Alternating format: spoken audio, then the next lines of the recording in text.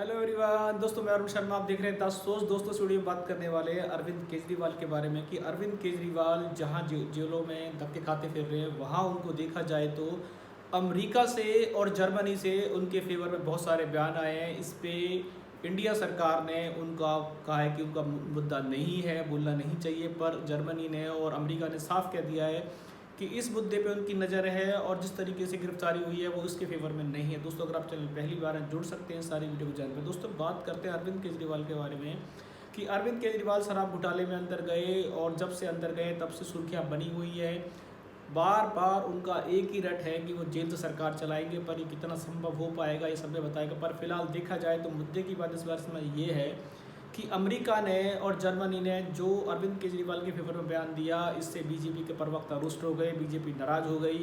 BJP ने कहा कि ये उनका अंदरूनी मामला है, उनको दखल नहीं देना चाहिए। अगर बीजेपी किसी और मुद्दे की बात होती है तो बड़ी खुश होती है, पर अगर बीजेपी को इस बार अमेरिका ने सलाह दी और जर्मनी ने सलाह दी तो इंडिया सरकार को, एनडीए सरकार को थोड़ा बुरा लगा और वो बुरा मान गए हैं। पर मुद्दे की बात यह है कि जर्मनी ने साफ कहा है कि जिस तरीके से गिरफ्तारी हुई है और जिस तरीके आरोप प्रत्यारोप लग रहे हैं उस पर वो इस बार रुष्ट अपना साफ चाहते हैं। पर इंडिया सरकार या एनडीए सरकार इस पे जर्मनी और अमेरिका को क्या पुष्टि जारी करेगी, फिलहाल तो वो रुष्ट हो गए हैं।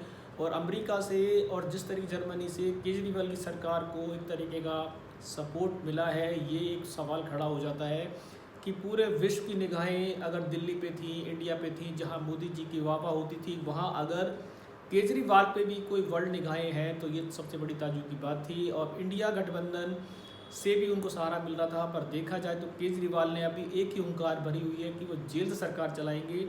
यहाँ तक कि उनकी पार्टी के संयोजक अन्ना हजारे ने उनको जमकर कोसा।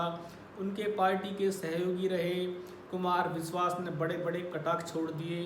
उनको अपनी पार्टी के पुराने नेताओं से तो सहारा नहीं मिला, पर देखा जाए तो अमेरिका से और जर्मनी से उनको कुछ सहारा मिलता नज़र आ रहा है। पर जो अरविंद केजरीवाल के घोटाले हैं, इस घोटालों में ईडी अपने बयान पूरे जारी कर रही है। सुप्रीम कोर्ट से क्या केजरीवाल को राहत मिलेगी और 2024 तक क्या उनका संशय बना रहेगा। जेल से सरकार चलाने के लिए जो केजरीवाल कह रहे हैं, इस पे अलग अलग बुद्धिजीवी अपनी अपनी राय रख रहे हैं, पर जेल से सरकार चलाना इतना संभव नहीं हो पाता। केजरीवाल को समय रहते अगर जेल से छुटकारा नहीं मिलता है तो उनको ये सरकार दोबारा बनेगी तो किसी को चाबी सौंपनी पड़ेगी। और जिस तरीके की वो एक बच्चे की तरह अपना जिद अपना चुके हैं कि उस जेल से सरकार चलाएंगे, इस पे आगामी निगाहें हैं कि क्या ऐसा पॉसिबल है। आज तक किसी नेता ने ऐसा कुछ काम किया है कि जेल सरकार चलाई जा सके। इस पे सुप्रीम कोर्ट और इंडिया का रूल क्या कहता है, इसको पढ़कर ही बताया जा सकेगा कि क्या ऐसा संभव हो पाएगा।